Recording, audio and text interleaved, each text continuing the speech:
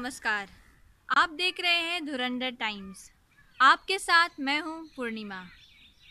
आज मैं सिलीगुड़ी के मानव धर्म आश्रम में हूं। आइए हम सब जानते हैं कि 2019 की होली में क्या कुछ खास है।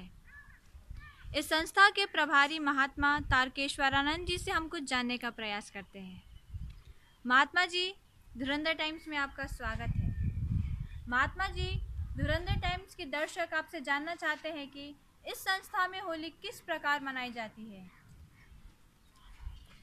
इस संस्था के अंदर होली पर्व बड़े धूमधाम से मनाया जाता है और यहाँ पर सारे हमारे जितने भी यहाँ पर हमारे गुरु महाराज के शिष्य हैं या बाहरी जो जिज्ञासु हैं सभी लोग आते हैं, एक दूसरे को मिलते हैं, गुलाल लगाते हैं और साथ साथ फिर भोजन प्रसाद ग्रहण किया जाता है।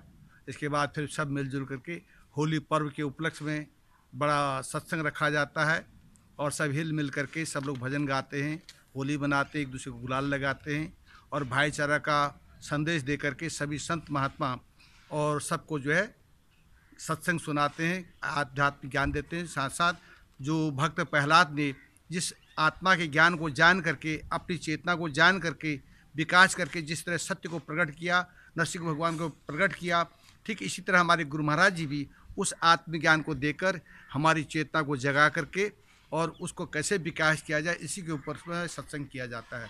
धन्यवाद। महात्मा जी, होली मनाने के पीछे इसका आध्यात्मिक रहस्य क्या है।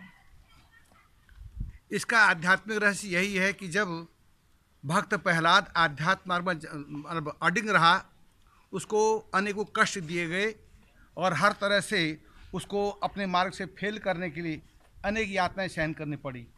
लेकिन जब उसे सहा नहीं गया, उसके अंतर चेतना से एक आवाज़ निकली, हे प्रभु, मैं तुम्हारे सत्य मार्ग में चलने के लिए कितना कष्ट झेल रहा हूँ, मेरी कोई रक्षा नहीं कर पा रहा है, अब मैं सहन नहीं हो पा रहा है। तो ऐसी हालत में नरसिंह भगवान ने अवतार लेकर के उसकी रक्षा की और हिरण्याकश्यप को संहार किया।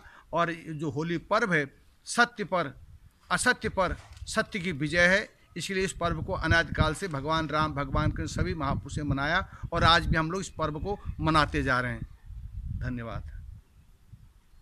जी महात्मा जी, आप इस होली पर्व के विषय से हमारे दर्शकों को क्या संदेश देना चाहते हैं।